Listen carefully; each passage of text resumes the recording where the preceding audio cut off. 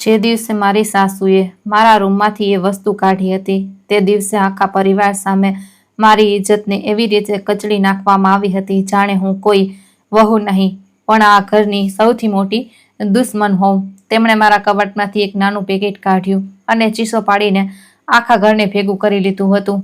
સસરાજીએ મને કોઈ ખુલાસો કરવાનો મોકો પણ ન આપ્યો અને કહી દીધું કે આવી વહુને અત્યારે જ ઘરમાંથી કાઢી મૂકવી જોઈએ।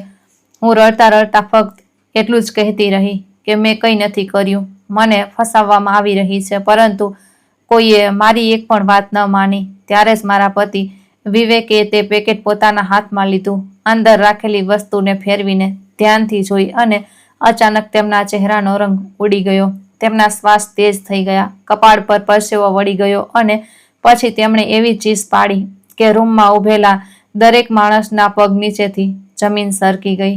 એ ચીસ મારા માટે બદનામીનો પુરાવો નહોતી, પરંતુ 4 વર્ષ જૂના એક એવા રહસ્યની ચાવી હતી જેને મારા સાસરિયાઓએ દુનિયાથી છુપાવીને રાખ્યું હતું। પરંતુ તે દિવસે મને એ ખબર નહોતી કે મારી સાસુએ મને ફસાવવાની શરૂઆત મહિનાઓ પહેલા કરી દીધી હતી અને જે રૂમમાં હું પોતાને સૌથી સુરક્ષિત સમજતી હતી એ જ રૂમ ધીરે ધીરે મારી વિરુદ્ધ સૌથી મોટો પુરાવો તૈયાર કરવાની જગ્યા બની ચૂક્યો હતો। મારું નામ મીરા છે અને હું આજે જે કંઈ જણાવી રહી છું તે મારા જીવનનો એ ભાગ છે જેને યાદ કરીને આજે પણ મારી આંખો ભરાઈ આવી છે। મારા લગ્ન વિવેક સાથે થયા હતા। વિવેક ખૂબ જ શાંત સ્વભાવનો માણસ હતો। તે વધારે બોલતો નહીં, પરંતુ જ્યારે પણ બોલતો ત્યારે તેની વાતોમાં પોતાપણું અનુભવાતું હતું। અમારા લગ્ન પરિવારની પસંદગીથી થયા હતા। લગ્ન પહેલા મેં તેને માત્ર 2 વાર જોયો હતો, પરંતુ તે 2 મુલાકાતોમાં જ મને લાગ્યું હતું કે કદાચ મને એવો જીવનસાથી મળી રહ્યો છે જે મને સમજશે। મારા પિતાની એક નાની કરિયાણાની દુકાન હતી, માતા ઘરે સિલાઈ કામ કરતી હતી। અમે બહુ સુખી સંપન્ન પરિવારમાંથી નહોતા, પરંતુ મારા માતા પિતાએ મને હંમેશા એ જ શીખવ્યું હતું કે માણસની સાચી ઓળખ તેના કપડાં, પૈસા કે ઘરથી નથી, પણ તેના વ્યવહારથી થાય છે। મારા લગ્ન તેમણે પોતાની હેસિયત કરતાં પણ વધુ ખર્ચ કર્યો હતો। પપ્પાએ પોતાની દુકાનનો કેટલાય મહિનાઓનો નફો અગાઉથી બચાવીને રાખ્યો હતો। મમ્મીએ મારા માટે કપડાં, વાસણો અને ઘરની જરૂરિયાતની વસ્તુઓ ભેગી કરવામાં પોતાની પૂરી તાકાત લગાવી દીધી હતી।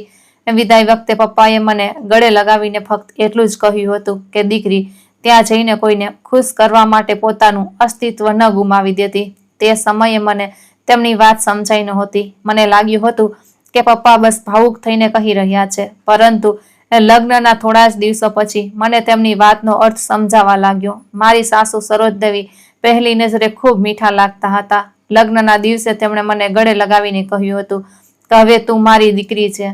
હું તેમની વાત સાંભળીને રડી પડી હતી। મને લાગ્યું કે મને ખરેખર એક માં મળી ગઈ છે। પરંતુ લગ્નના થોડા કલાકો પછી જ્યારે ઘરમાં મહેમાનો ઓછા થવા લાગ્યા અને રાત્રે અમે રૂમમાં એકલા હતા, ત્યારે તેમનો વ્યવહાર બદલાવા લાગ્યો।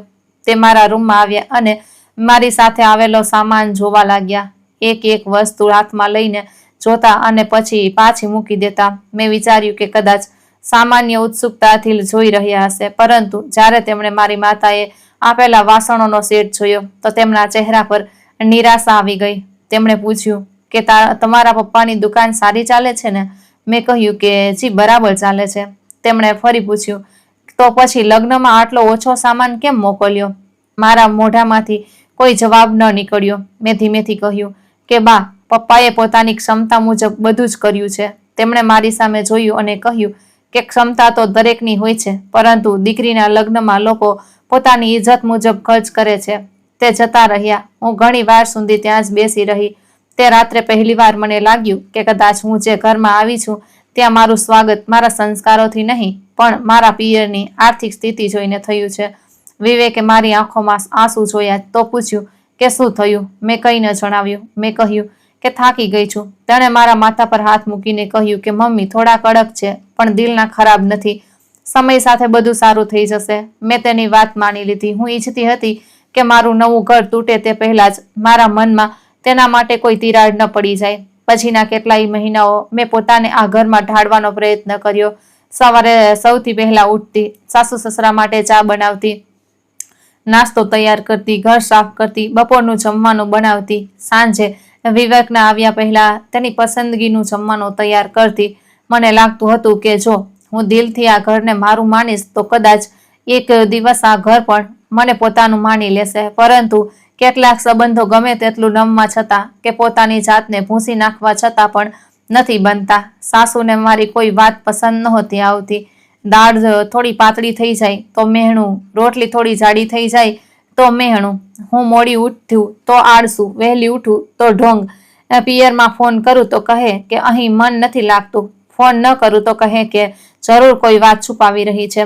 મેં દરેક વાતને નજરઅંદાજ કરી. મને લાગતું હતું કે આ ઘરની નાની મોટી વાતો છે, પરંતુ ધીમે ધીમે એ નાની વાતોએ મારો આત્મવિશ્વાસ છીનવી લીધો. સસરાજી રઘુનાથ પ્રસાદ વધારે બોલતા નહીં. જ્યારે સાસુ મને કંઈ કહેતા તો તે છાપું વાંચતા રહેતા. ક્યારેક ક્યારેક મારી તરફ જોતા ખરા, પણ કંઈ કહેતા નહીં. મને લાગતું કે કદાચ તેમને બધું સમજાય છે, પણ તે પોતાની પત્ની સામે ક્યારે મારો પક્ષ નહોતા લેતા. એક દિવસ મારી માતાની તબિયત અચાનક બગડી ગઈ.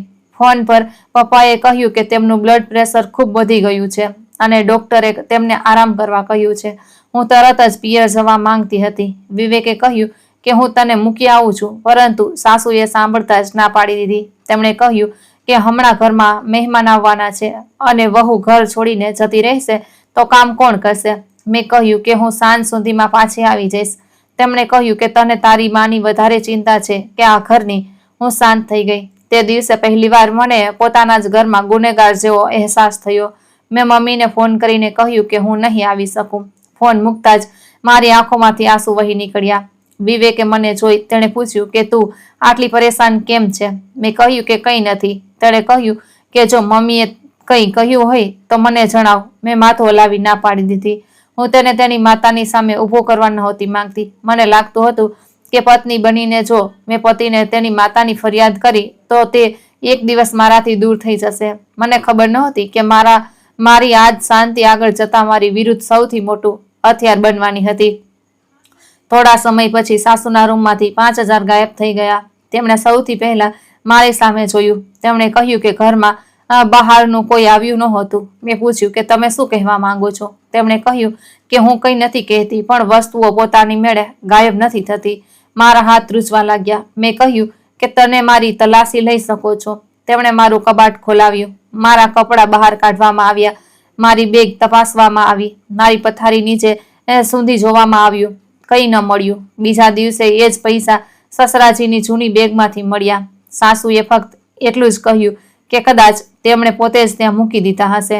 મને આશા હતી કે તે મારી માફી માંગશે, પરંતુ તેમણે મારી સામે જોઈને કહ્યું કે સારું થયું મળી ગયા. તે દિવસે પહેલીવાર લાગ્યું કે મારા પર શંકા કરવી તેમના માટે માત્ર શંકા નહોતી.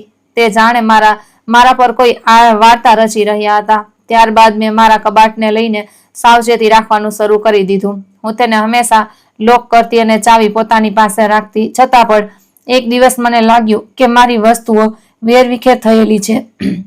મેં કપડાં જે રીતે રાખ્યા હતા તેવા નહોતા. એક ડાયરી પણ બીજી જગ્યાએ હતી.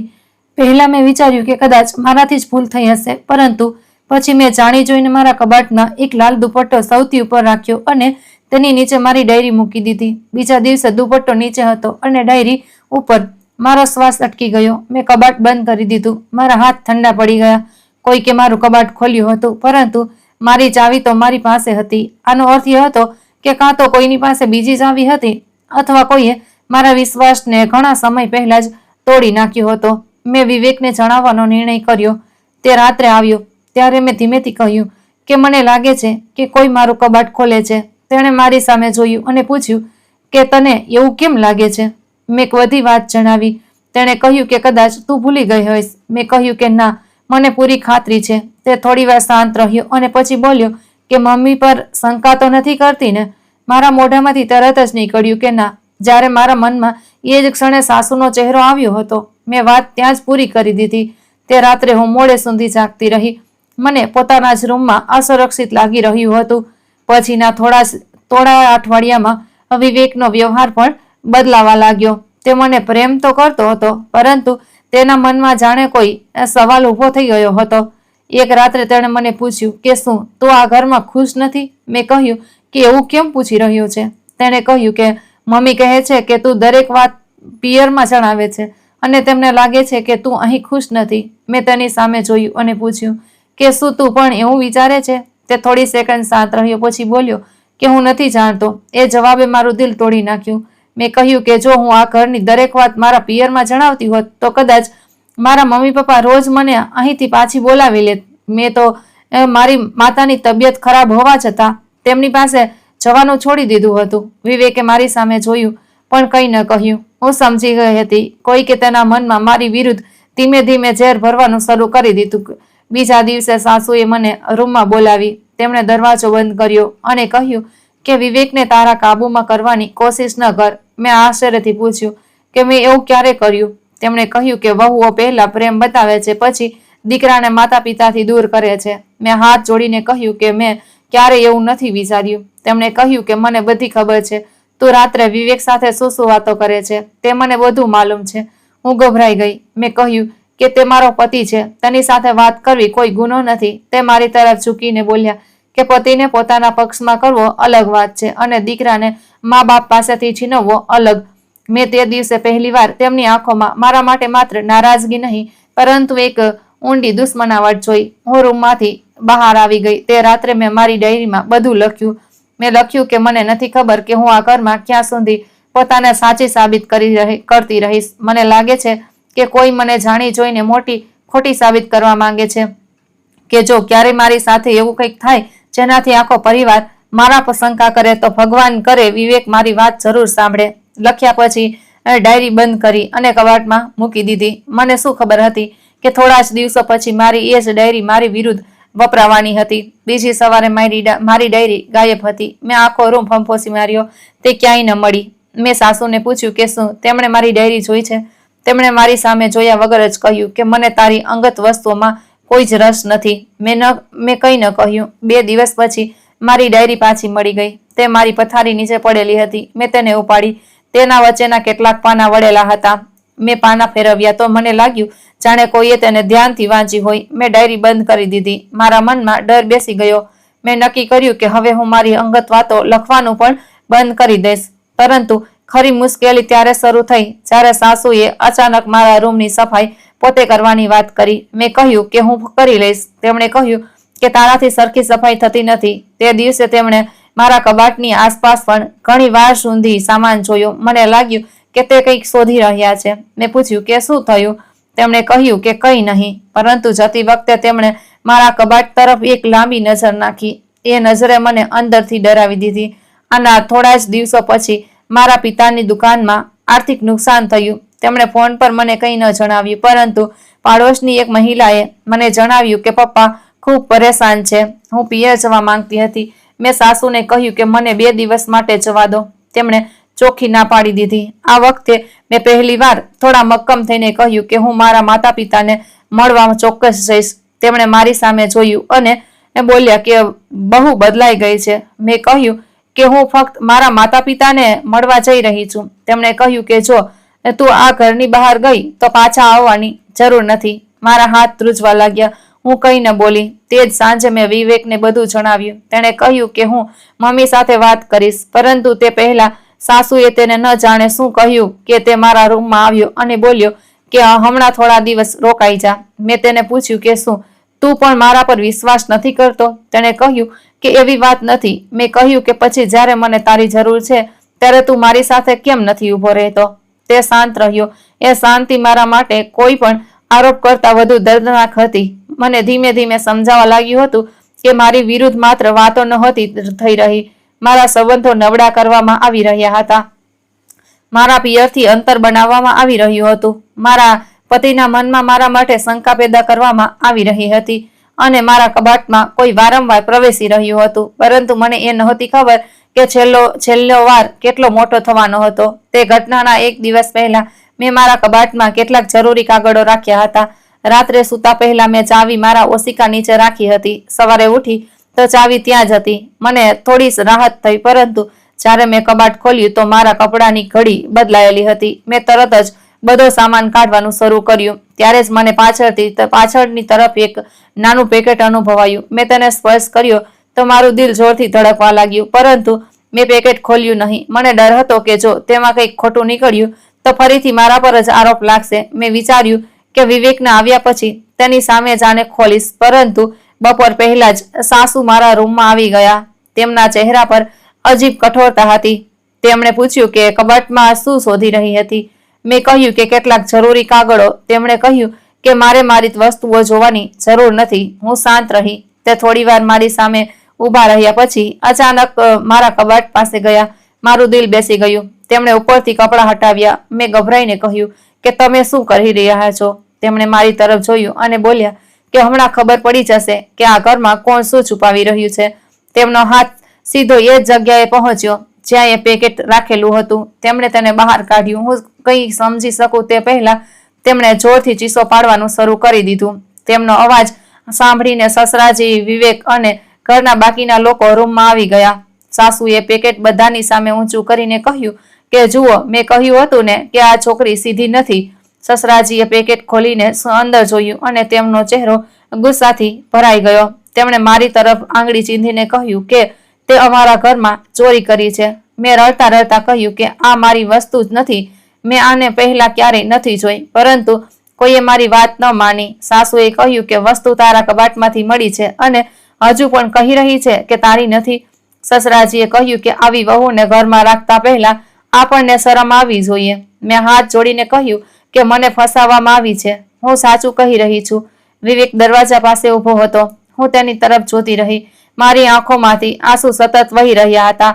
મેં કંઈ ન કહ્યું, પરંતુ મારી આંખો તેને ફક્ત એક જ પૂછી રહી હતી કે શું તું પણ મારા પર વિશ્વાસ નહીં કરે? વિવેક ધીમે ધીમે આગળ વધ્યો. તેણે તે પેકેટ ઉપાડ્યું. રૂમમાં હાજર દરેક વ્યક્તિ તેને જોવા લાગી. તેણે અંદર રાખેલી વસ્તુ બહાર કાઢી. તે એક જૂની પરંતુ મોંઘી ઘડિયાળ હતી. વિવેકે તેને ફેરવી. ઘડિયાળની પાછળ કંઈક કોતરેલું હતું. તેને જોતા જ તેના હાથ ધ્રુજવા લાગ્યા. તેની આંખો પહોળી થઈ ગઈ. તે થોડી સેકન્ડ સુધી એ ઘડિયાળને જોતો રહ્યો અને પછી અચાનક તેના કપાળ પર પરસેવો વળી ગયો. તેણે ઘડિયાળને પોતાના કાન પાસે લઈ જઈને જાણે કોઈ વાતની પુષ્ટિ કરી. પછી તેની નજર એ જૂના નિશાન પર ગઈ જે ઘડિયાળની કિનારી પર બનેલું હતું. તેના હોઠ ધ્રુજવા લાગ્યા. મેં પૂછ્યું કે શું થયું? તેણે મારી સામે ન જોયું. તે ફક્ત ઘડિયાળને તાકી રહ્યો. પછી અચાનક તેના મોઢામાંથી ચીસ નીકળી ગઈ અને તે પાછળ હટી ગયો. તેણે ધ્રુજતા અવાજે કહ્યું કે આ ઘડિયાળ અહીં કેવી રીતે આવી? સાસુએ તરત જ કહ્યું કે તારી પત્નીએ ચોરી કરી હશે. પરંતુ વિવેકે મારી સામે જોયું અને તેની આંખોમાં પહેલીવાર મારા માટે શંકા નહીં પણ ડર હતો. તેણે ઘડિયાળને મજબૂતીથી પકડી લીધી અને બોલ્યો કે મીરાએ આ ચોરી નથી કરી. હું આ ઘડિયાળને ઓળખું છું. આ મારા મોટા ભાઈ નિખિલની ઘડિયાળ છે. રૂમમાં અચાનક સોપો પડી ગયો. મારા માટે આ નામ નવું નહોતું, પરંતુ નિખિલની કોઈ વસ્તુ મેં ક્યારેય જોઈ નહોતી. વિવેકનો મોટો ભાઈ 4 વર્ષ પહેલા માર્ગ અકસ્માતમાં મૃત્યુ પામ્યો હતો. મેં હંમેશા એવું જ સાંભળ્યું હતું કે તેનું મૃત્યુ એક અકસ્માત હતો.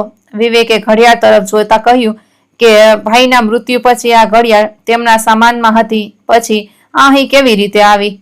તેની નજર સીધી મારી સાસુ પર ગઈ. મમ્મી, તમે આ ઘડિયાળ મીરાના કબાટમાં કેમ મૂકી? સાસુના ચહેરાનો રંગ ઉડી ગયો. તેમણે કંઈ કહેવાનો પ્રયત્ન કર્યો પણ તેમનો અવાજ ન નીકળ્યો. સસરાજી પણ હવે પહેલા જેવા ગુસ્સામાં નહોતા. તે પોતાની પત્ની સામે જોઈ રહ્યા હતા. વિવેકે ફરી પૂછ્યું કે મમ્મી, સાચું કહો, તમે આને અહીં કેમ મૂકી? સાસુની આંખોમાં અચાનક ડર આવી ગયો. તેમણે ફક્ત એટલું જ કહ્યું કે તારે આ બધું જાણવાની જરૂર નથી. વિવેકે કહ્યું કે હવે મારે બધું જ જાણવું છે. ઘડિયાળ તરફ જોતા વિવેકના ચહેરા પર જે ડર મેં જોયો હતો તે મારા માટે કોઈ પણ આરોપ કરતા વધુ ભયાનક હતો. થોડી મિનિટો પહેલા સુધી આખો પરિવાર મને ચોર સમજીને મારી વિરુદ્ધ ઊભો હતો, પરંતુ હવે એ જ લોકો એકબીજાનો ચહેરો જોઈ રહ્યા હતા. મારા હાથ હજુ પણ ધ્રુજી રહ્યા હતા. હું સમજી નહોતી શકતી કે આખરે એક જૂની ઘડિયાળ એવી કઈ વાત જાણે છે જેને જોતા જ મારા પતિના ચહેરાનો રંગ ઉડી ગયો હતો. મેં વિવેકને પૂછ્યું કે તું આ ઘડિયાળને આટલી બધી કેવી રીતે ઓળખે છે? તેણે મારી સામે જોયું, પરંતુ તેની આંખોમાં એવી બેચેની હતી જાણે તે મારા સવાલનો જવાબ આપવા માંગતો હોય, છતાં તેના અંદરનો કોઈ ડર તેને રોકી રહ્યો હોય. સાસુ શરદ દેવી તરત જ વચ્ચે બોલી ઉઠ્યા કે જૂની વાતો શા માટે ખોદી રહ્યા છો? 4 વર્ષ પહેલા જે થયું તેને ભૂલી જાઓ. પરંતુ વિવેક પહેલી વાર પહેલીવાર પોતાની માતાની વાત કાપી નાખી. તેણે કહ્યું કે 4 વર્ષ પહેલા મારા ભાઈનું મૃત્યુ થયું હતું મમ્મી. કોઈ જૂની વાર્તા નહોતી બની. મારી આંખો વિવેકના ચહેરા પર ટકી રહી. મને પહેલીવાર લાગ્યું કે જે બનાવને હું આજ સુધી એક સામાન્ય અકસ્માત સમજતી રહી તેની પાછળ કદાચ એવું કંઈક હતું જે મારાથી છુપાવવામાં આવ્યું હતું. મેં ધીમેથી પૂછ્યું કે નિખિલ, ભાઈના મૃત્યુ વિશે મને હંમેશા એવું જ જણાવવામાં આવ્યું કે રસ્તા પર તેમની ગાડીનો અકસ્માત થયો હતો. વિવેકે કોઈ જવાબ ન આપ્યો. સસરાજીએ કડક અવાજે કહ્યું કે જેટલું જાણવું જરૂરી હતું તેટલું તને જણાવી દેવામાં આવ્યું હતું. મેં તેમની સામે જોયું. થોડા કલાકો પહેલા સુધી એ જ માણસ મને ઘરમાંથી કાઢી મૂકવાની વાત કરી રહ્યો હતો અને હવે તેના અવાજમાં ડર ભળેલો હતો. મને પહેલીવાર અનુભવાયું કે આ ઘડિયાળ માત્ર એક વસ્તુ નહોતી પરંતુ આ ઘરની એવી શાંતિ હતી જે અચાનક બોલી ઉઠી હતી. સાસુએ આગળ વધીને ઘડિયાળ વિવેક પાસેથી લેવાનો પ્રયત્ન કર્યો પરંતુ વિવેકે હાથ પાછળ કરી લીધો. તેણે કહ્યું કે મમ્મી, આને તમે મારી પત્નીના કબાટમાં મૂકી છે. હવે તમે મને સાચું કહ્યા વગર આને નહીં લઈ શકો. સાસુએ કહ્યું કે મેં કંઈ નથી મૂક્યું. વિવેકે તરત જ કહ્યું કે હમણાં થોડી વાર પહેલા તમે પોતે આને મારી પત્નીના કબાટમાંથી કાઢી રહ્યા હતા. સાસુ બોલ્યા કે મને નથી ખબર આ ત્યાં કેવી રીતે પહોંચી. વિવેકે મારી સામે જોયું અને પૂછ્યું કે મીરા, શું તે ખરેખર આને પહેલા ક્યારેય જોઈ હતી? મેં રડતા રડતા માથું હલાવ્યું. મેં કહ્યું કે ના, મેં આને ક્યારેય નથી જોઈ. મને એ ઘડિયાળ વિશે ત્યાં સુધી કંઈ ખબર જ નહોતી. વિવેકે આંખો બંધ કરી અને ઊંડો શ્વાસ લીધો. તેણે કહ્યું કે મને તારા પર વિશ્વાસ છે. આ સાંભળતા જ મારા અંદર જાણે કંઈક તૂટીને જોડાઈ ગયું. છેલ્લા કેટલાય મહિનાઓથી હું એ જ ઈચ્છતી હતી કે એક દિવસ તે મારા પક્ષમાં ઊભો રહે અને તે દિવસે તેણે આખરે મારો હાથ પકડી લીધો હતો. પરંતુ એ ખુશી થોડી જ સેકન્ડોની હતી કારણ કે બીજી જ ક્ષણે તેણે કહ્યું કે હવે આપણે શોધવું પડશે કે આ ઘડિયાળ 4 વર્ષ પછી મારી પત્નીના કબાટ સુધી કેવી રીતે પહોંચી. સાસુ બરાડ્યા કે તું તારી માં પર શંકા કરી રહ્યો છે. વિવેકે કહ્યું કે હું શંકા નથી કરી રહ્યો, હું સવાલ પૂછી રહ્યો છું. સસરાજીએ વચ્ચે કહ્યું કે આજે ઘરમાં ઘણો તમાશો થઈ ગયો, પછી વાત કરીશું. પરંતુ વિવેકે પહેલીવાર મક્કમ અવાજે કહ્યું કે ના પિતાજી, હવે પછી નહીં. 4 વર્ષ સુધી જે પછી થયું રહ્યું છે આજે તેનો જવાબ જોઈએ. આ સાંભળીને રૂમમાં સન્નાટો છવાઈ ગયો. મેં વિવેકનો હાથ પકડીને કહ્યું કે મારે અહીંથી ક્યાંય નથી જવું, પણ મારે સત્ય જાણવું છે. તે મારા હાથને મજબૂતીથી પકડીને બોલ્યો કે તારે હવે એકલા કંઈ સહન નહીં કરવું પડે. તે રાત્રે પહેલીવાર મને લાગ્યું કે કદાચ મારા લગ્નમાં બચેલી આશા હજુ પૂરી રીતે ખતમ નહોતી થઈ, પરંતુ સત્યની કિંમત ખૂબ મોટી હતી. રાત્રે અમે અમારા રૂમમાં આવ્યા. વિવેકે ઘડિયાળને ટેબલ પર મૂકી અને ઘણી વાર સુધી તેને જોતો રહ્યો. મેં પૂછ્યું કે આમાં એવું શું છે જે તમે આટલા પરેશાન કરી રહ્યું છે? તેમણે કહ્યું કે ભાઈ પાસે આ ઘડિયાળ હંમેશા રહેતી હતી. આ તેમને પિતાજીએ તેમના લગ્ન સમયે આપી હતી. ઘડિયાળની પાછળ એક ખાસ નિશાન બનેલું હતું. મેં પૂછ્યું કે કયું નિશાન? તેણે ઘડિયાળ મારી તરફ વધારી. મેં પાછળ જોયું તો એક નાનો અક્ષર કોતરેલો હતો, એન અને આર. વિવેકે કહ્યું કે એન નિખિલના નામનો પહેલો અક્ષર છે અને આર પિતાજીના નામનો. મેં કહ્યું કે તો પછી આમાં ડરવાની વાત શું છે? તેણે મારી સામે જોયું અને બોલ્યો કે ભાઈના મૃત્યુ પછી આ ઘડિયાળ ગાયબ થઈ ગઈ હતી. મેં પૂછ્યું કે ગાયબ એટલે? તેણે કહ્યું કે પોલીસે તેમની વસ્તુઓ પરિવારને આપી હતી. ઘણું બધું મળ્યું હતું પણ આ ઘડિયાળ નહોતી મળી. મેં પૂછ્યું કે શું કોઈએ તને ચોરી લીધી હતી? તે બોલ્યો કે અમને નથી ખબર. મેં કહ્યું કે તો પછી આ અહીં કેવી રીતે આવી? તેણે કોઈ જવાબ ના આપ્યો. તે ઉઠીને પોતાની જૂની ફાઇલો જોવા લાગ્યો. મેં જોયું કે તેની આંગળીઓ ધ્રુજી રહી હતી. તેણે એક જૂની ફાઇલ કાઢી અને તેણે ખોલીને બેસી ગયો. તેમાં અકસ્માતની તસવીરો, પોલીસ રિપોર્ટ અને કેટલાક કાગળો હતા. હું તે સમયે પહેલીવાર મારા પતિના એ હિસ્સાને જોઈ રહી હતી જેને તેણે મારાથી છુપાવ્યો ન હતો પરંતુ ક્યારે જણાવ્યો પણ નહોતો. મેં પૂછ્યું કે શું તે ક્યારે વિચાર્યું હતું કે ભાઈનું મૃત્યુ અકસ્માત ન હતું? તેણે ફાઇલ બંધ કરી અને બોલ્યો કે હા, એકવાર મને એવું લાગ્યું હતું. મેં પૂછ્યું કેમ?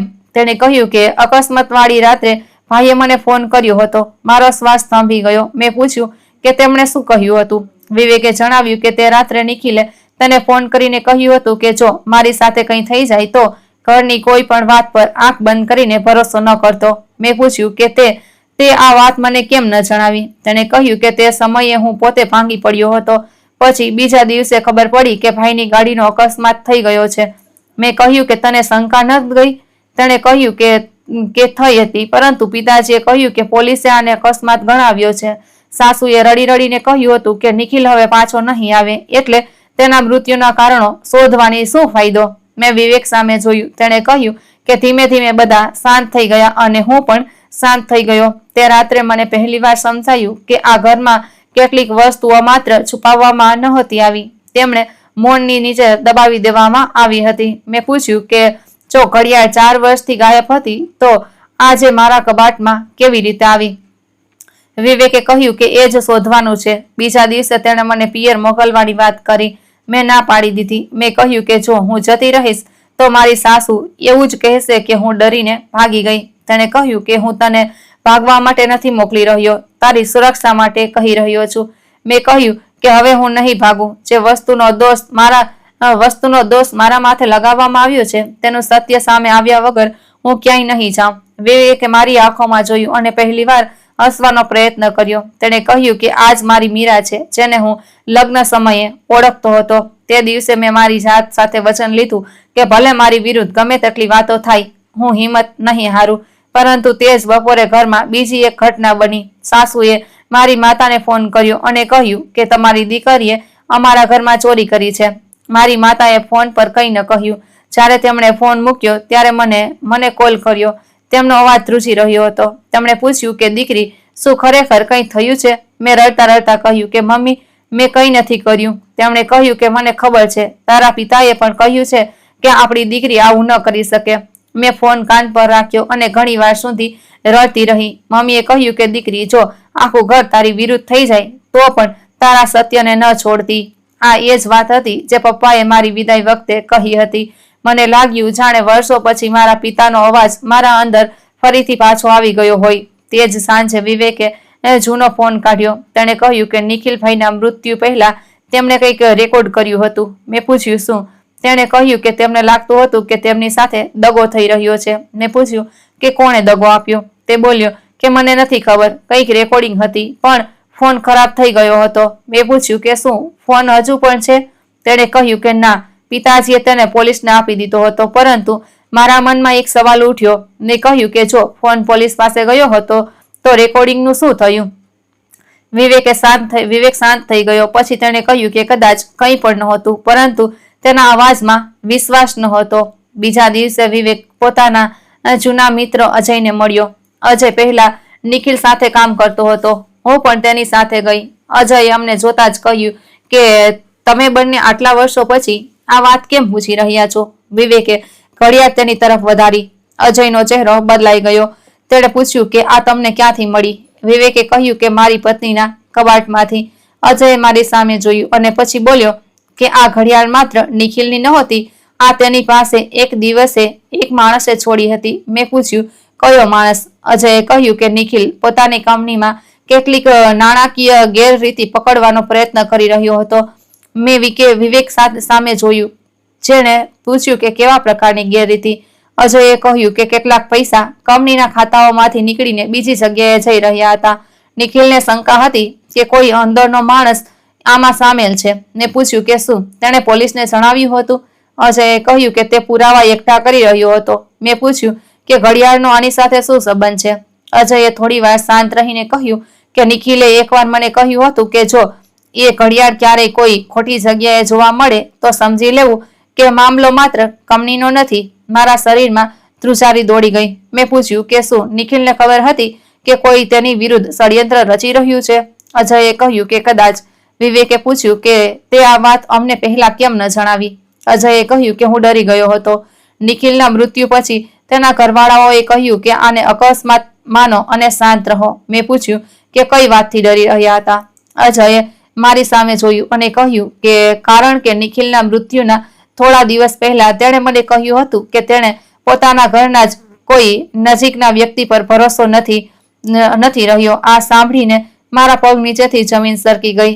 ઘરે પાછા ફરતા હું આખા રસ્તે વિચારતી રહી કે આખરે નિખિલ કોનાથી ડરી રહ્યો હતો. ઘરે પહોંચીને મેં જોયું કે સાસુ અને મને ખૂબ ધ્યાનથી જોઈ રહ્યા હતા. તેમની આંખોમાં પહેલા જેવો ગુસ્સો નહોતો, તેમાં ગભરાટ હતી. મેં પહેલીવાર અનુભવ્યું કે કદાચ તે પણ એ ઘડિયાળ પાછળ છુપાયેલા સત્યથી ડરે છે. તે જ રાત્રે અમારા રૂમનો દરવાજો અચાનક ખોલ્યો. હું સૂવાનો પ્રયત્ન કરી રહી હતી. મેં જોયું કે સસરાજી બહાર ઊભા હતા. તેમણે કહ્યું કે વિવેક ક્યાં છે? મેં કહ્યું કે તે નીચે છે. તેમણે રૂમમાં પગ મૂક્યો અને સીધા એ ટેબલ તરફ ગયા જ્યાં ઘડિયાળ રાખેલી હતી. મેં તરત જ ઘડિયાળ ઉપાડી લીધી. તેમણે કહ્યું કે આ મને આપી દે. મેં પૂછ્યું કેમ?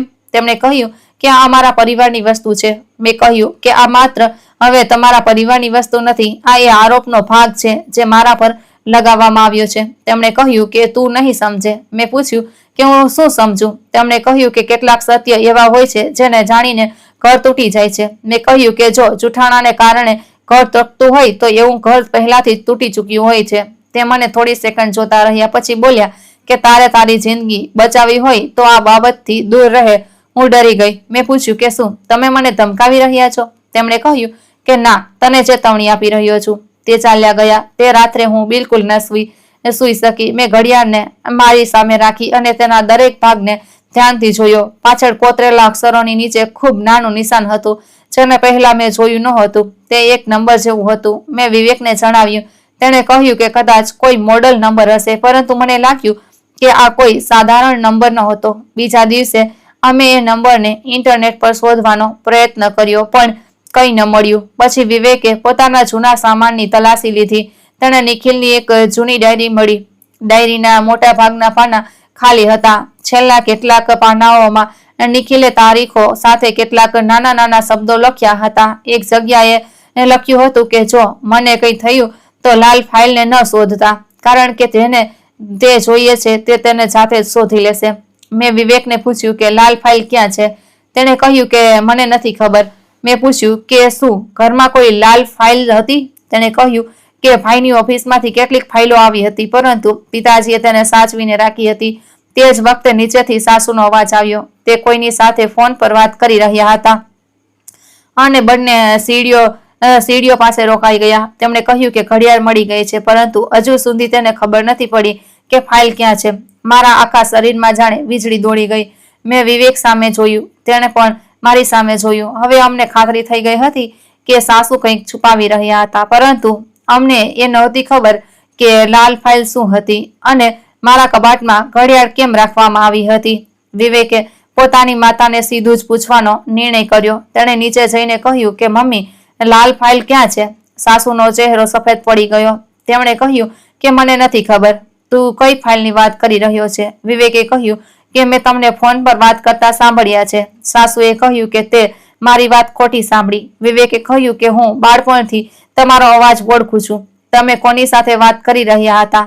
તેમણે ગુસ્સામાં કહ્યું કે તું તારી પત્નીની વાતોમાં આવીને પોતાની માં પર શંકા કરી રહ્યો છે. વિવેકે કહ્યું કે જો તમે નિર્દોષ છો તો ડરી કેમ રહ્યા છો? સાસુએ તેને તમાચો મારી દીધો. હું નીચે ઊભી બધું જોઈ રહી હતી. મારા પતિની આંખોમાં આંસુ આવી ગયા. તેણે માતાને કહ્યું કે આજે તમે મને નહીં પણ તમારી જાતને ઈજા પહોંચાડી છે.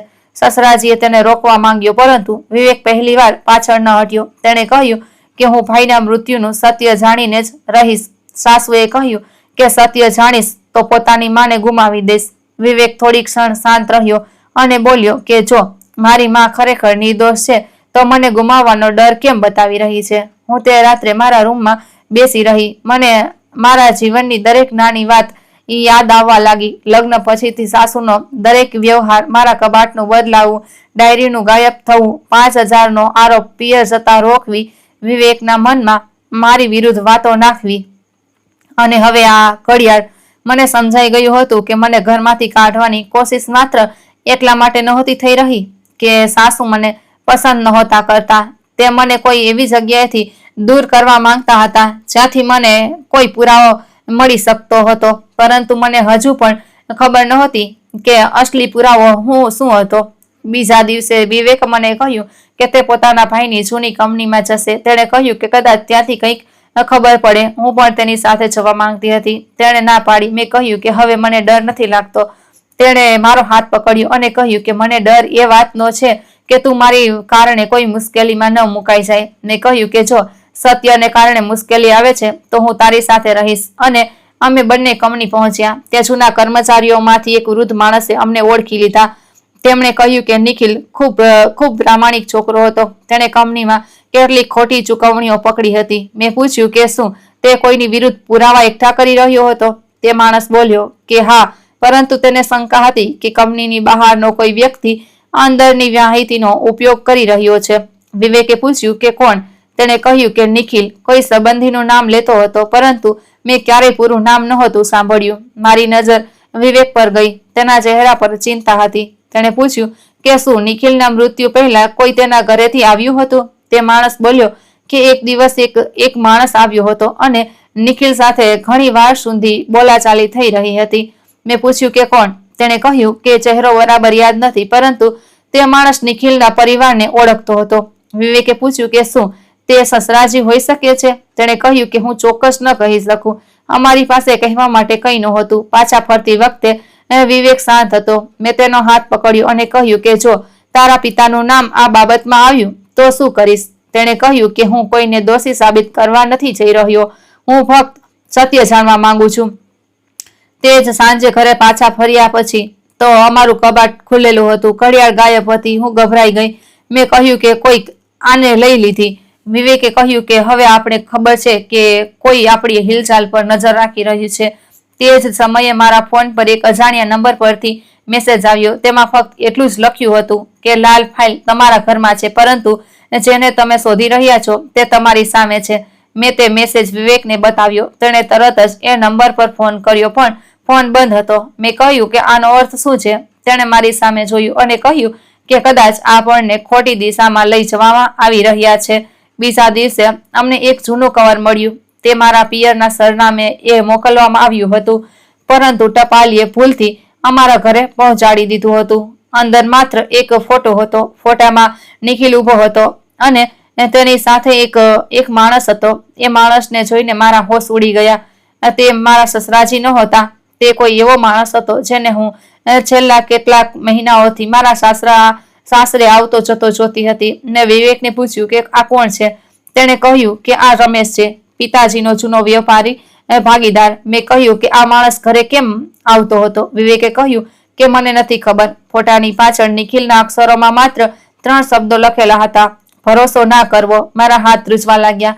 હવે સવાલ એ હતો કે નિખિલે આ ફોટો કોના માટે રાખ્યો હતો, અને તેનાથી પણ મોટો સવાલ એ હતો કે મારી સાસુ મને શા માટે ફસાવી રહ્યા હતા. તે જ રાત્રે સાસુએ મને એકાંતમાં બોલાવી. તેમણે કહ્યું કે જો તું તારા પતિને ગુમાવવા ન માંગતી હોય તો આ મામલો અહીં જ પૂરો કરી દે. મેં પૂછ્યું કે તમે કઈ વાતથી ડરી રહ્યા છો? તેમણે મારી સામે જોઈને કહ્યું કે તું હજુ નહીં સમજે. મેં કહ્યું કે હું સમજવા માંગુ છું. તેમણે કહ્યું કે કેટલીક વાતો એવી હોય છે જેનું સત્ય સામે આવતા જ માતા પોતાના દીકરાની નજરમાં હંમેશા માટે પડી જાય છે. આ કહીને તે જતા રહ્યા. હું ઘણી વાર સુધી વિચારતી રહી કે એક માતા પોતાના દીકરાથી કયું સત્ય છુપાવી શકે છે. તે જ રાત્રે વિવેક રૂમમાં આવ્યો. તેના હાથમાં એક લાલ ફાઇલ હતી. હું તેને જોતા જ સમજી ગઈ કે આખરે એ ફાઇલ મળી ગઈ, પરંતુ વિવેકે તેને ખોલી નહીં. તેણે ફાઇલ મારા હાથમાં આપી અને કહ્યું કે આને હમણાં ન ખોલતી. મેં પૂછ્યું કેમ? તેણે કહ્યું કારણ કે મને ડર છે કે આની અંદર જે લખ્યું છે તે પછી આપણી જિંદગી પહેલા જેવી નહીં રહે. મેં ફાઇલને મારા હાથમાં મજબૂતીથી પકડી લીધી. મારી સામે 4 વર્ષ જૂનું એક રહસ્ય હતું. મારી સાસુનું ષડયંત્ર હતું, મારા પતિનો તૂટેલો વિશ્વાસ હતો, અને એક એવું મૃત્યુ હતું જેને કદાચ અકસ્માત કહીને દબાવી દેવામાં આવ્યું હતું, પરંતુ અસલી સત્ય હજુ પણ મારી સામે નહોતું. વિવેકે ધીમેથી કહ્યું કે મીરા, જો આ ફાઇલમાં એ જ છે જે હું વિચારી રહ્યો છું, તો કદાચ ભાઈના મૃત્યુ પાછળ કોઈ આપણું પોતાનું જ હતું. મેં તેની સામે જોયું અને પૂછ્યું કે જો એ પોતાનું નીકળ્યું તો? વિવેકે મારી આંખોમાં જોયું અને કહ્યું કે તો પછી મારે નક્કી કરવું પડશે કે હું દીકરાના જેમ રહું કે માણસની જેમ સત્યથી સામે ઊભો રહું. મેં ફાઇલને છાતી સરસી ચાંપી લીધી. મને લાગતું હતું જાણે હું તેને ખોલી જ નહીં શકું. વિવેકે મારી સામે શાંત બેઠો હતો. રૂમમાં એટલી શાંતિ હતી કે દિવાલ પર ચાલતી ઘડિયાળનો ટીક ટીક અવાજ પણ કોઈ ખતરાની આહટ જેવો લાગતો હતો. મેં વિવેકને પૂછ્યું કે જો તને પહેલાથી જ ડર હતો કે આ ફાઇલમાં એવું કંઈક છે જે આપણી જિંદગી બદલી નાખશે, તો તે આને ખોલી કેમ નહીં? તેણે ધીમેથી કહ્યું કે કારણ કે હું 4 વર્ષથી મારા ભાઈના મૃત્યુને અકસ્માત માનીને જીવી રહ્યો હતો, પરંતુ ક્યાંક ને ક્યાંક મારા અંદર હંમેશા એ ડર હતો કે જો મેં સત્યને અડવાનો પ્રયત્ન કર્યો તો મારા પોતાના લોકો મારી સામે આવીને ઊભા રહી જશે. મેં તેની સામે જોયું અને કહ્યું કે જૂઠાણામાંથી બચેલી જિંદગી પણ જિંદગી નથી હોતી. તેણે મારી સામે જોયું અને પહેલીવાર તેની આંખોમાં એ મક્કમતા દેખાઈ જે મેં લગ્ન પછી ક્યારેય નહોતી જોઈ. તેણે કહ્યું કે આજે આને ખોલીશું. મેં ફાઇલ ખોલી. પહેલા કેટલાક પાના કંપનીના ખાતાઓ સાથે જોડાયેલા હતા. ઘણી ચૂકવણીઓ, ઘણી તારીખો અને કેટલાક એવા નામ હતા જેમને હું ઓળખતી નહોતી. પરંતુ ત્રીજા પાના પર નિખિલના અક્ષરોમાં એક નોંધ હતી. તેમાં લખ્યું હતું કે કંપનીમાંથી નીકળતા પૈસા માત્ર કંપનીના ખાતામાંથી નથી જઈ રહ્યા, કોઈ એવા વ્યક્તિ દ્વારા બહાર મોકલવામાં આવી રહ્યા છે જેને ઘરના લોકો પણ ઓળખે છે. મારું દિલ ઝડપથી ધડકવા લાગ્યું. આગળના પાના પર કેટલીક બેંક લેવડ દેવડની નકલો હતી. વિવેક તેને ધ્યાનથી વાંચી રહ્યો હતો. અચાનક તેણે એક નામ પર આંગળી મૂકી. આ રમેશનું નામ હતું. એ જ રમેશ જેની તસવીર નિખિલ સાથે હતી.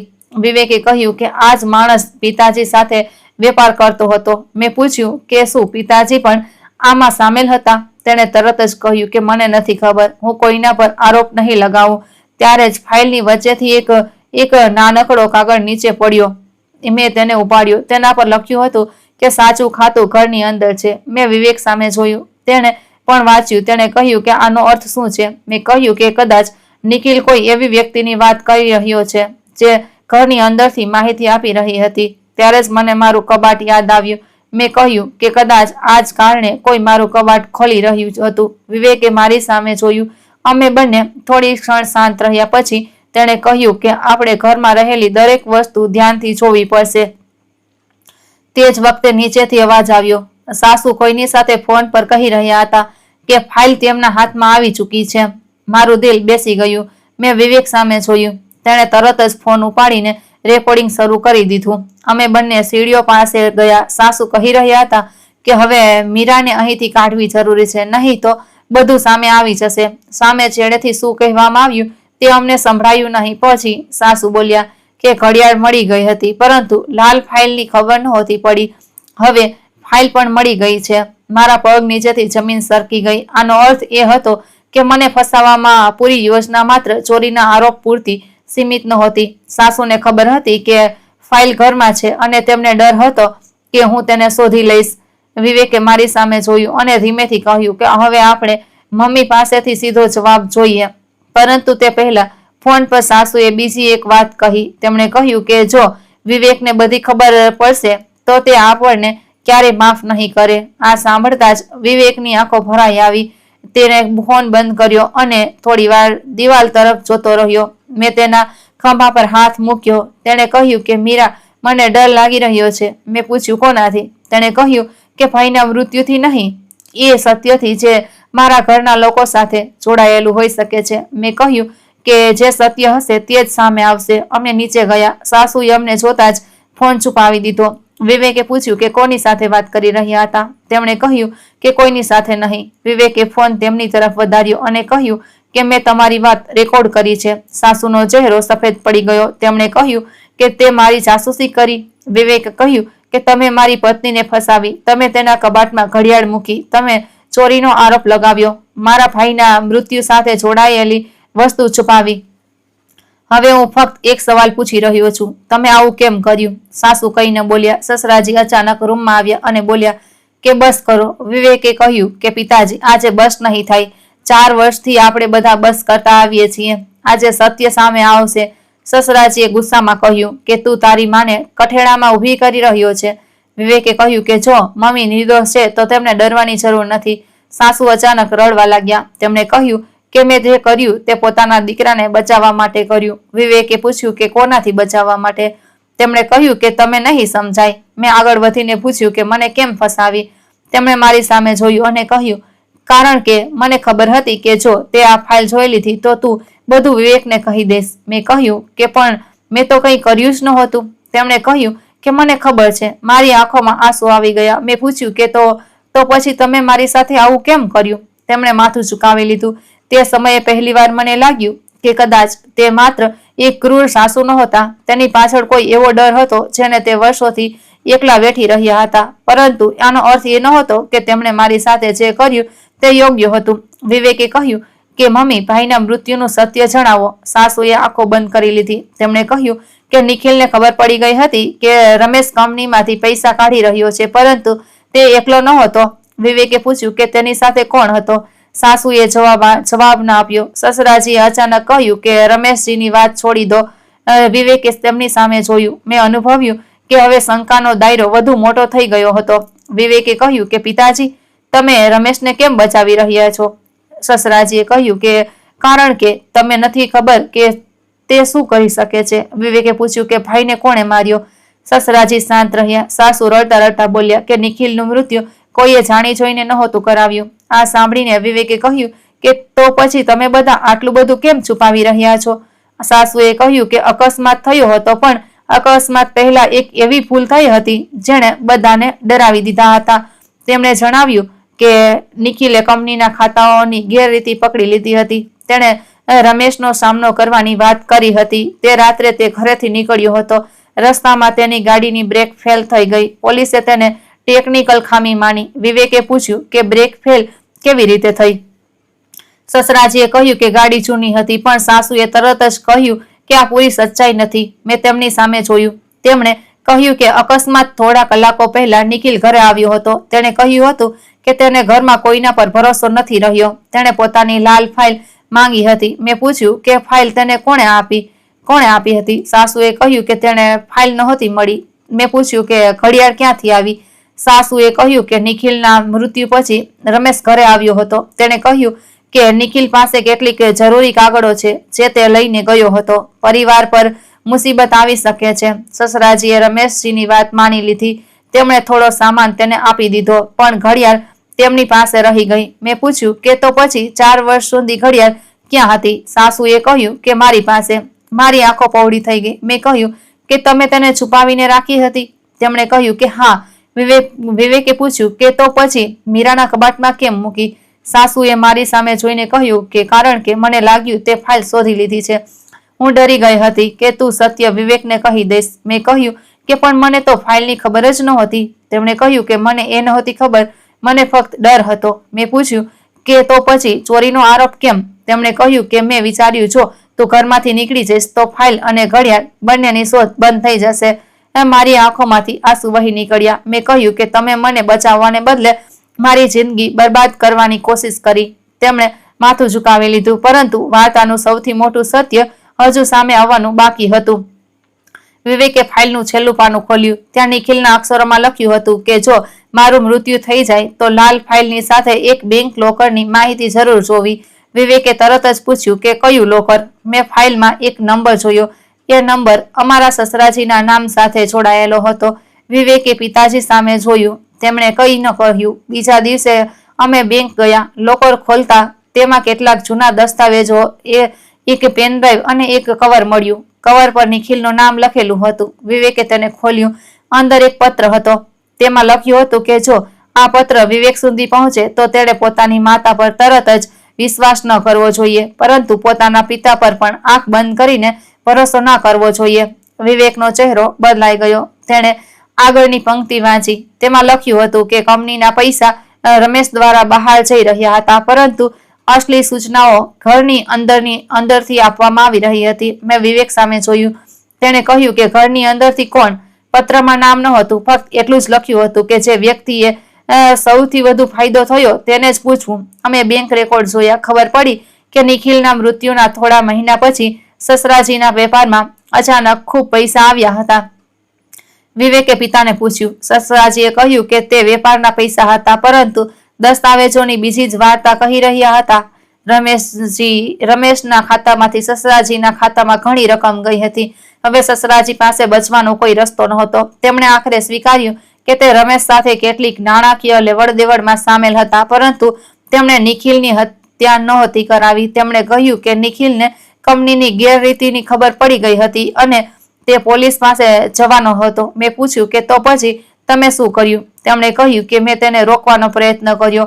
વિવેકે પૂછ્યું કે કેવી રીતે? તેમણે કહ્યું કે મેં તેને સમજાવ્યો કે પરિવાર બરબાદ થઈ જશે, પરંતુ નિખિલ ન માન્યો. તેણે કહ્યું કે જો ખોટું થયું છે તો સત્ય સામે આવવું જ જોઈએ. તે જ રાત્રે તે ઘરેથી નીકળ્યો. પછી અકસ્માત થયો. વિવેકે પૂછ્યું કે શું તમે તેના વાહનમાં કોઈ ખામી કરાવી હતી? સસરાજીએ જોરથી કહ્યું કે ના, મેં નથી કરી, પરંતુ મને ખબર પડી કે રમેશે ગાડીના સર્વિસ સેન્ટરમાં કોઈની સાથે વાત કરી હતી. વિવેકે તરત જ પૂછ્યું કે તમે પોલીસને આ વાત કેમ ન જણાવી? સસરાજીએ માથું ઝુકાવી લીધું. તેમણે કહ્યું કે હું ડરી ગયો હતો. હું મારા વેપાર, મારી ઇજ્જત અને પરિવારને બચાવવા માંગતો હતો, પરંતુ એ ડરે સત્યને દબાવી દીધું. મેં કહ્યું કે તમારી શાંતિ તમારા દીકરાને પાછો ન લાવી શકી, પરંતુ તેના કારણે 4 વર્ષ સુધી બધાને જૂઠાણામાં જીવવા માટે મજબૂર થવું પડ્યું. તે જ સમયે સાસુએ રડતા રડતા કહ્યું કે મેં તને એટલા માટે ફસાવી કારણ કે મને ડર હતો કે જો ફાઇલ બહાર આવશે તો પોલીસ આપણા ઘરે આવશે અને વિવેક પર ભાંગી પડશે. મેં કહ્યું કે તમે મને બચાવવાને બદલે મને ગુનેગાર બનાવી દીધી. તેમણે કહ્યું કે હું ખોટી હતી. મેં પૂછ્યું કે શું તમને ખબર છે તે દિવસે જ્યારે તમે મને બધાની સામે ચોર કહી હતી, મારી માતા કેટલું રડી હતી? તેમણે કોઈ જવાબ ના આપ્યો. મેં કહ્યું કે તમે માત્ર મારો ઇજ્જત નહોતી છીનવી, તમે મારા માતા પિતાનો વિશ્વાસ પણ તોડ્યો હતો. વિવેકે મારા તરફ જોયું અને કહ્યું કે તમે મને બચાવવાના નામે મારી પત્નીને તોડી નાખી. તે દિવસે પહેલીવાર સાસુએ મારી સામે હાથ જોડી દીધા.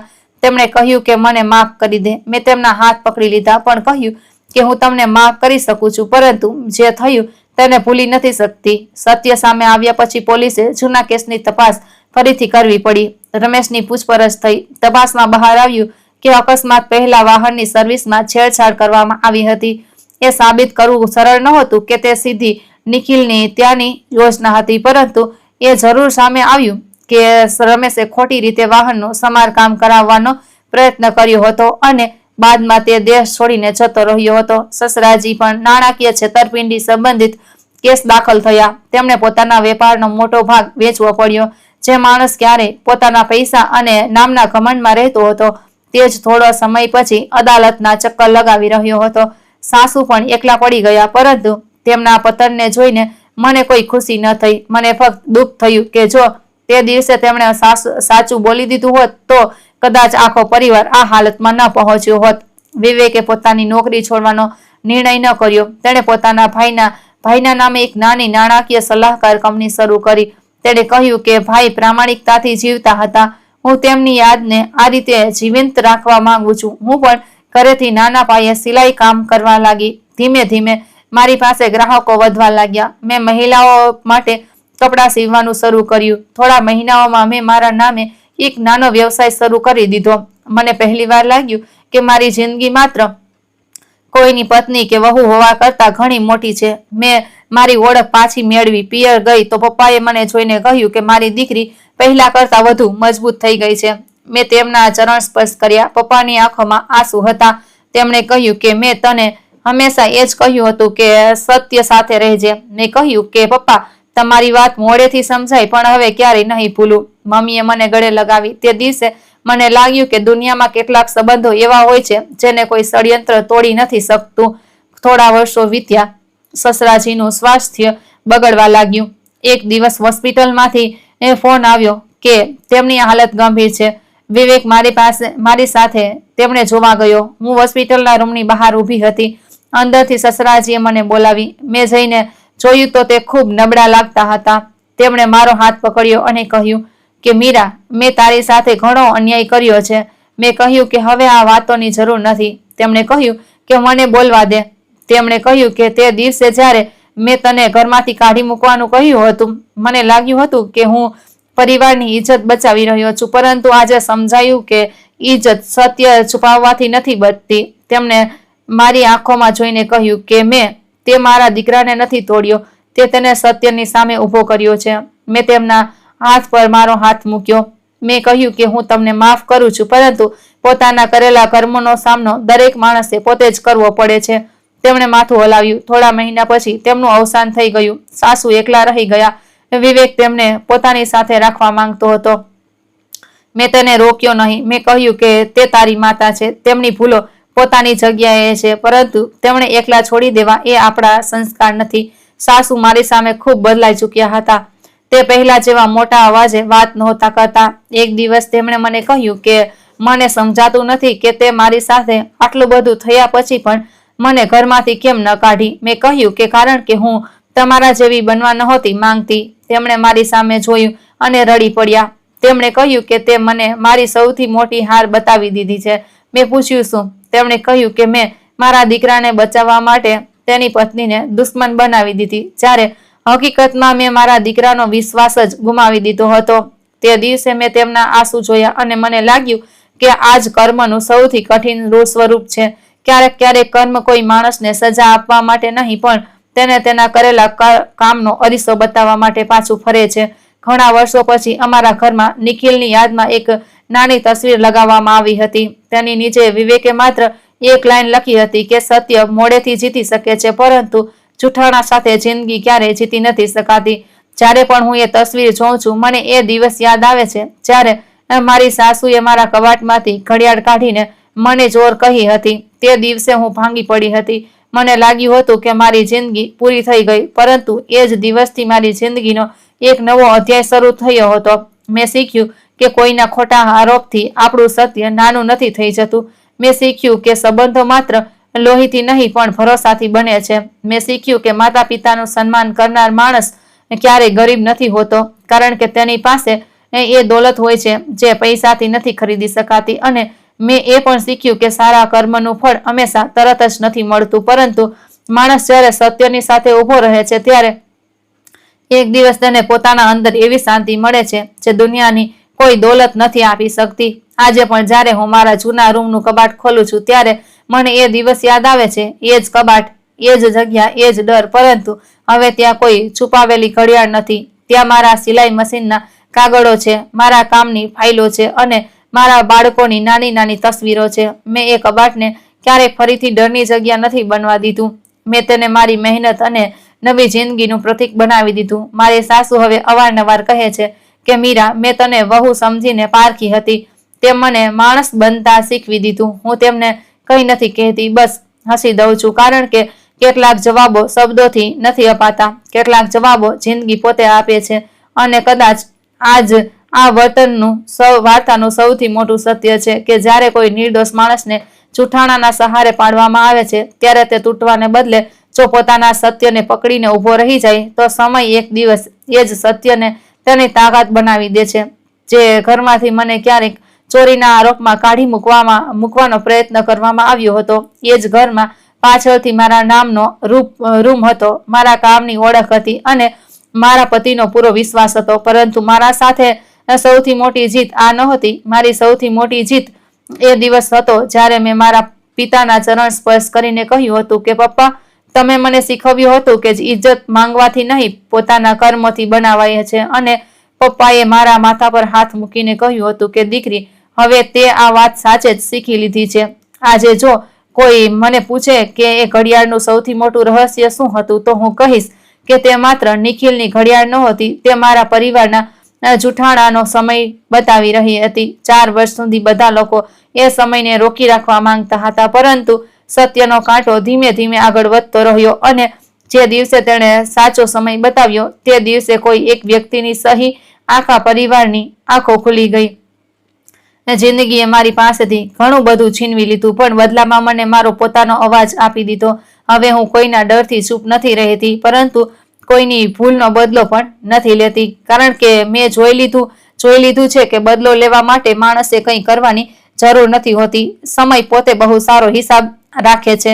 જેણે સન્માન આપ્યું છે તેનું સન્માન બચ્યું, જેણે સંબંધોને સમજ્યા તેના સંબંધો તેની સાથે રહ્યા, જેણે લાલચમાં સત્યને દબાવ્યું તેને આખરે એ જ સત્યની સામે ઊભા રહેવું પડ્યું, અને જેણે મને નબળી સમજીને પછાડવા માંગી તેણે અજાણતા જ મને એટલી મજબૂત બનાવી દીધી કે આજે હું કોઈના મોટા આરોપથી નથી ડરતી. મારી વાર્તા અહીં પૂરી નથી થતી, કારણ કે દરેક એ સ્ત્રીની વાર્તામાં મારી વાર્તાનો એક ભાગ છે જેને સાંભળ્યા વગર જ દોષી ઠેરવી દેવામાં આવે છે. દરેક એ દીકરાની વાર્તામાં વિવેકનો હિસ્સો છે, જેને એક દિવસ નક્કી કરવું પડે છે કે તે સંબંધો બચાવવા માટે જૂઠાણાનો સાથ આપશે કે સત્યનો. અને દરેક એ માતા પિતાની વાર્તામાં મારા માતા પિતાની ઝલક છે, જે પોતાની દીકરીને એ શીખવે છે કે દુનિયા ગમે તેટલી કઠિન હોય, પોતાના સંસ્કાર ન છોડવા. અંતમાં મેં એ જ સમજ્યું કે માતા પિતાનું સન્માન, નમ્રતા, પ્રામાણિકતા અને સારા કર્મો જ માણસની સૌથી મોટી મૂડી છે. પૈસા ખતમ થઈ શકે છે, ઘર છૂટી શકે છે, સંબંધોમાં તિરાડ પડી શકે છે, પરંતુ જો માણસે પોતાના કર્મો સાફ રાખ્યા હોય તો તે તૂટીને પણ ફરી બેઠો થઈ શકે છે. એટલા માટે જિંદગીમાં કોઈને નાના સમજીને અપમાન ન કરવું, કોઈ નિર્દોષ પર ખોટો આરોપ ન લગાડવો અને પોતાના માતા પિતાની એ મહેનતને ક્યારેય ન ભૂલવી જેણે તમને આ દુનિયામાં ઊભા કર્યા છે. કારણ કે સમય બદલતા વાર નથી લાગતી અને કર્મોનો હિસાબ કોઈ અદાલત નહીં પણ જિંદગી પોતે કરે છે. જો મારી આ વાર્તા તમારા દિલને સ્પર્શી ગઈ હોય તો એક ક્ષણ માટે તમારા માતા પિતાને જરૂર યાદ કરજો, કારણ કે તેમના આશીર્વાદ અને સંસ્કારોથી મોટી દોલત આ દુનિયામાં કોઈ નથી. જો તમને લાગતું હોય કે સત્ય અને સારા કર્મોની હંમેશા જીત થવી જોઈએ તો વિડીયોને લાઈક કરો, તમારા કોઈ ખાસ વ્યક્તિ સાથે શેર કરો અને આવી જ હૃદયસ્પર્શી વાર્તાઓ માટે ચેનલને સબસ્ક્રાઇબ કરવાનું બિલકુલ ન ભૂલતા. કમેન્ટમાં જરૂર જણાવજો કે જો તમે મારી જગ્યાએ હોત તો શું એ સંબંધને માફ કરી શક્યા હોત.